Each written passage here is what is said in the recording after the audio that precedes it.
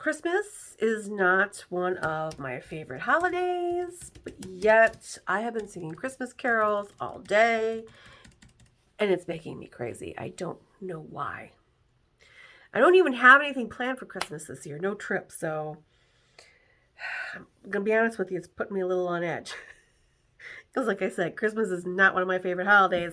I'll tell you what is Halloween, and I do not want to overshadow Halloween with Christmas. So let me give you some travel advice.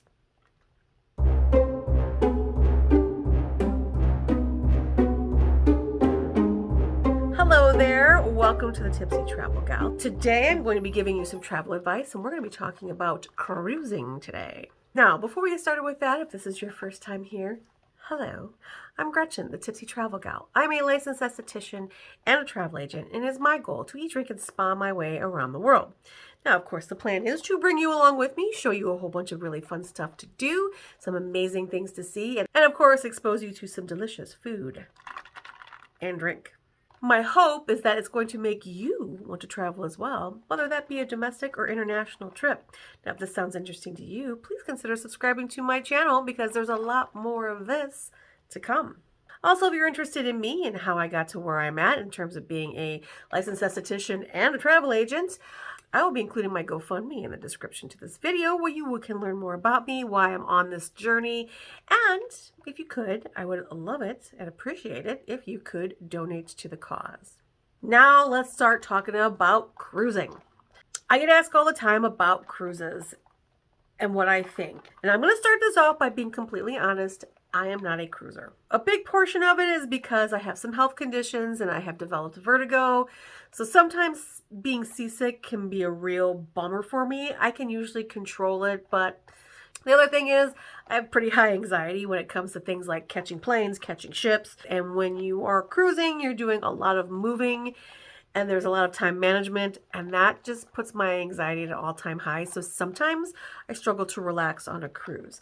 That being said, I have nothing against it because there are several pros to cruising. First of all, you get to see a lot of different places in one trip, which is actually really nice. I like to see different places. When I go on trips, I like to go to multiple places. Also, if that's the way you like to travel, as someone who travels quite often, and when I'm traveling on land, you land someplace, you check into your hotel, you unpack a little bit, you do your thing, then you pack up and move along to the next place and start over again. Whereas with a cruise, your hotel moves along with you, which is really nice. You can get there at the start of your trip, unpack, get comfortable, and know that you're not going to your hotel is coming with you. Now, how do you know if a cruise is right for you? Let's just start with some basics of cruising, okay? Do you like to hop locations? Because that's all you're going to do on a cruise, right? Most of the time, you're spending one day in a port and you're moving along to the next one. So if that's exciting to you, then you definitely should consider a cruise. If you like to stay in an area and investigate all it has to offer over multiple days, that's not really how cruises work. And you probably won't enjoy a cruise as much as you think you might, so it's something to consider. But let's say you do enjoy to switch locations often. Do you want to explore? Do you want to get lost in a location and not have to worry about anybody else's time frame but your own? If that's the case, you might reconsider taking a cruise. You only get 8 to 9 hours, usually tops, at each location. This includes you getting off the ship and having to get back on the ship. And the cruise ships wait for no one. So let's say you're enjoying your lovely day in Florence and you now have to make yourself back to the Florence port and the bus you were on breaks down. Yeah, they ain't waiting for you. And you're going to have to get yourself to the next port. So you really are on the cruise ship's timeline, not your own. So if that's not something you're going to enjoy or something that's going to cause you anxiety, again, you might reconsider taking a cruise. But if it doesn't, the last thing I usually tell people is, can you handle a small room and minimal luxuries? Don't get me wrong, there are amazing large cabins on ships. In fact, I just had some of my travelers come back from a lovely Mediterranean cruise where they had an amazing suite with an infinity balcony. I mean, yeah, they said that it was amazing. However, not all ships have that. Also, they're more expensive, like infinitely more expensive. So if you're looking for a bargain, you're probably going to end up with one of the smaller rooms with a very, very tiny bathroom. I mean, like only big enough for you to spin around in. You know, the shower only fits like a half of a person. But if none of that matters and you're like, I don't care, I want to go on a cruise, fantastic. Let's talk about the cost of a cruise. Now, most people think it's a very cheap way to see a whole bunch of places. And that's true to a point. However, the price that you see when you go on that website isn't going to be your final price. And I'm going to gather it's going to at least double, maybe even more. And let me tell you why. And I'm going to get a little hostile about this part because I'll be honest with you. People convince other people to go on cruises all the time. Oh, my cruise is only $350 and I'm going to go to 4 different islands and it's all inclusive. $350, yay! And then they start saying all the extra fees once they've booked. Yeah. So let's get into it. Say you lucked out. You found a 7-day cruise going to 4 different islands. You're really excited. It's $350. Perfect. First of all, the price of that cruise does not include getting to your port. So unless you live in the port of call, you're going to have to travel there. Now, sometimes that can get expensive. Are there cheap airlines to take? Absolutely. I won't book any of my travelers on them. Why? Because I know what discount airlines can occasionally do, and I've had people miss their entire cruise, their entire tour, because they were on a discount airline. So I always say you're going to have to pay for a normal flight. Now, let's just take, like, I'm in the Chicago area. I literally just booked someone a flight to Tampa yesterday. That was $400 a person. So now that $350 cruise has jumped to $750 because you have to get there. Now, some cruise lines do include air with their package, and it's usually not nearly as expensive as buying the ticket yourself. Fantastic. Here's the thing about those packages. You don't know what your flight's going to be until it's 30 days from your cruise. That's right. If you're a planner and you're leaving on December the 1st, you're probably not going to know until Halloween what your flight is. And when I say it's booked 30 days out, it's not booked 30 days out by you. No, it's booked 30 days out by them. You have no say in when you leave, what airline you're flying, what airport you're flying from, and the most important, how many layovers you have. If you have multiple layovers, that just gives you more time to get caught and delayed, which can cause you to miss your cruise if you're flying out the same day of your cruise. And yes, if your flight is delayed or canceled, even if the cruise line was the one that booked your flight, you're on the hook for that. They don't give you your money back. That actually brings us to the pre-cruise stay. When I've got travelers and they want to go on a cruise, I've gotten to a point now where I almost don't want to book their cruise unless they're going to be doing a pre-cruise stay in their port of call. Because as I said, we've had people get delayed and miss the start of their cruise, the start of their tour, and it is their responsibility to catch up with that. We had someone miss 3 days of their British Isle cruise because they had a layover in New York and the flight got canceled and they missed their flight. And they couldn't get them to London until the next day, and then it took us 3 days to get them caught up to their cruise at their expense.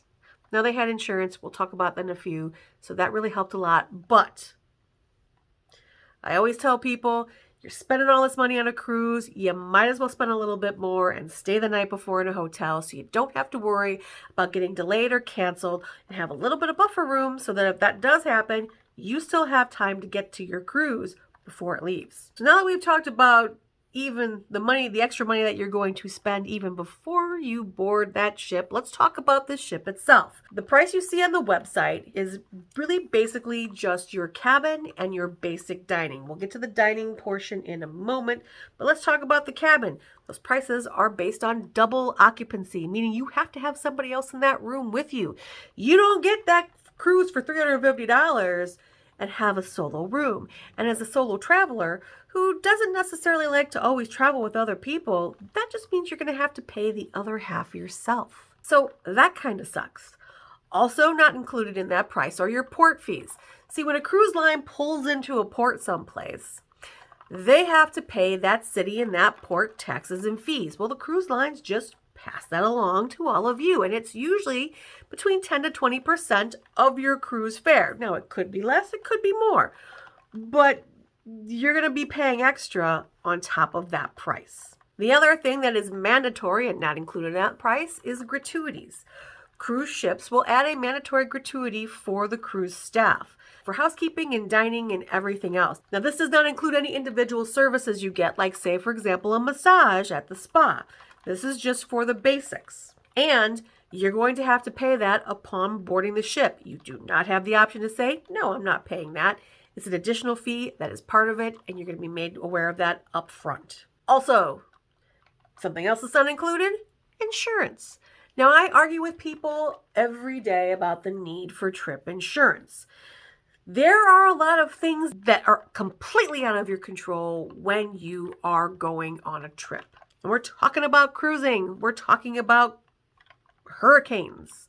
We're talking about bad weather. We're talking about things like earthquakes that can destroy a port of call. These are all things that are completely out of your control and seem to be happening more and more frequently. So just because you've been lucky and have never had to use your insurance, do you really want to gamble your hard-earned money on that? If you're already spending, at this point, probably close to $1,000, why not just spend that $100 or $200 more to make sure that if something happens, you can get your money back? You don't have to come up with medical expenses while you're on your trip. If your flight is delayed, you might get reimbursed for a day you miss on the cruise. And it doesn't matter why. If you are getting ready to go on your cruise and you have a death in the family, you can call and tell them that you've had a death in the family. It doesn't matter. You're not getting your money back if you don't have insurance. So what I'm saying is, you always want to insure your trips. It's an additional cost that's not included in the price you see on the website, so get prepared for that. Let's talk about the food portion. All-inclusive food, right? Yes and no. It's basic dining only. So that's when you go into the big staterooms, you pick your dining time. It does not include all of your drinks. The only drinks that are included are ship water, not bottled water, coffee, tea, and juices. That's it. You want a bottled water? You want a soda? That is going to cost you extra. And definitely if you want liquor, that's going to cost you extra as well. Oh, and by the way, like I said, not only is the water not bottled, but if there's a Starbucks on board, you don't get Starbucks coffee. That's a premium.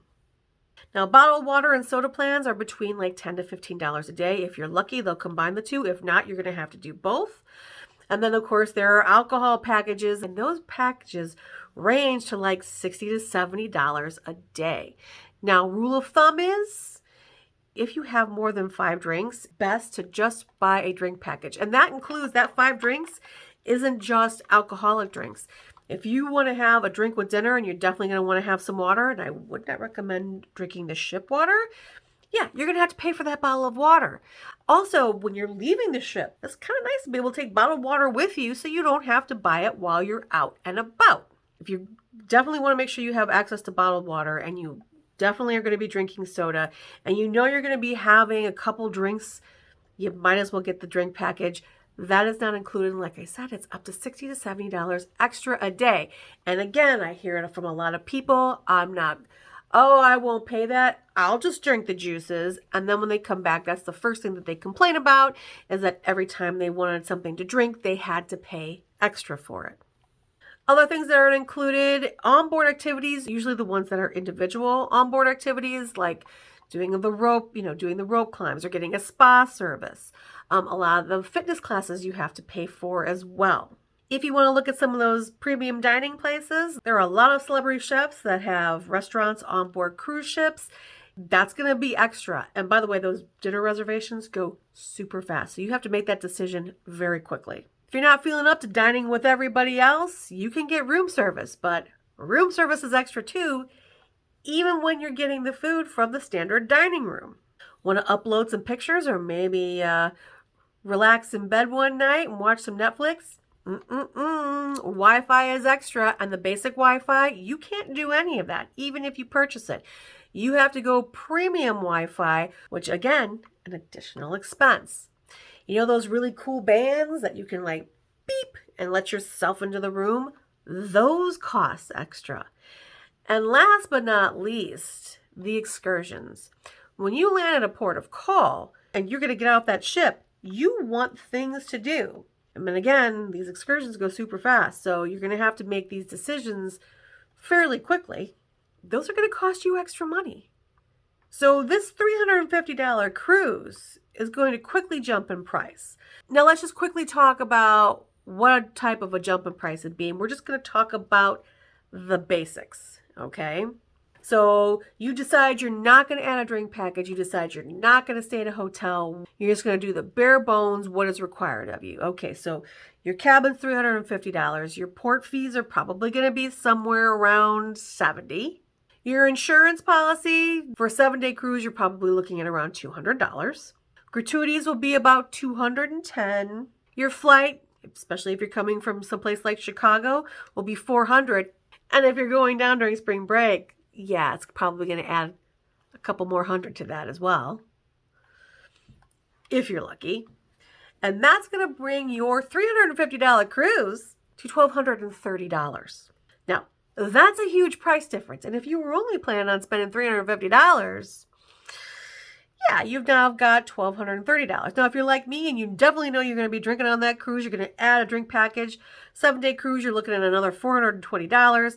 And if you're a smart traveler, you'll be staying in the launch port, and you'll probably be spending, if you've got 2 people in your room, another $150. So now that $350 has gone up to $1,800. Now, is that a bad price for a 7-day trip, including your airfare and drinks and basic meals? No. But that doesn't include any excursions. It doesn't include any trips off the boat. It doesn't include any spa services. It doesn't include any premium dining. It doesn't include any tchotchkes. It doesn't include any of that. So beware when you are starting to book your cruise that it's not going to be the price that's shown on the website. So those are some cruise basics. My advice is you can book a cruise, and you usually have several days to come up with the deposit, sometimes even up to a week. Depends upon how close to the cruising date you are, because they usually want their money 60 days in advance. But you can kind of get a general sense of how much things are going to cost. You can also make sure that your deposit is refundable. You can go ahead and book it, and then see how much excursions are and see how much things like spa services are, because you don't get to see those prices until you've booked your cruise. So if it's a refundable deposit, you're really not losing anything, and you can still kind of form a general idea of how much the trip is going to cost you. And that's usually what I recommend to people. But you don't want to wait too long, only because you do have to get your airfare and your hotel, and that usually is not refundable. So make sure you try to get a general idea of how much the cruise is going to cost with the excursions you want to take and the meals you want to have and the individual activities that you might want to do on board before you buy your plane tickets. And that's the best travel advice I can give you this week. So I hope you enjoyed this video. If you did, please consider giving it a like, because obviously that helps me. And don't forget to subscribe. Again, there is a lot more of this to come. If you have any questions or you'd like to contact me, feel free to either comment below here, or I am the Tipsy Travel Gal on all social media platforms. You can reach me there, as well as I have a website, tipsytravelgal.com. And if you look at the top and go all the way to the right, there is a contact me link where you can send me an email. Again, thank you so much for watching. I hope you guys are having a great day, and I will see you next time. Bye.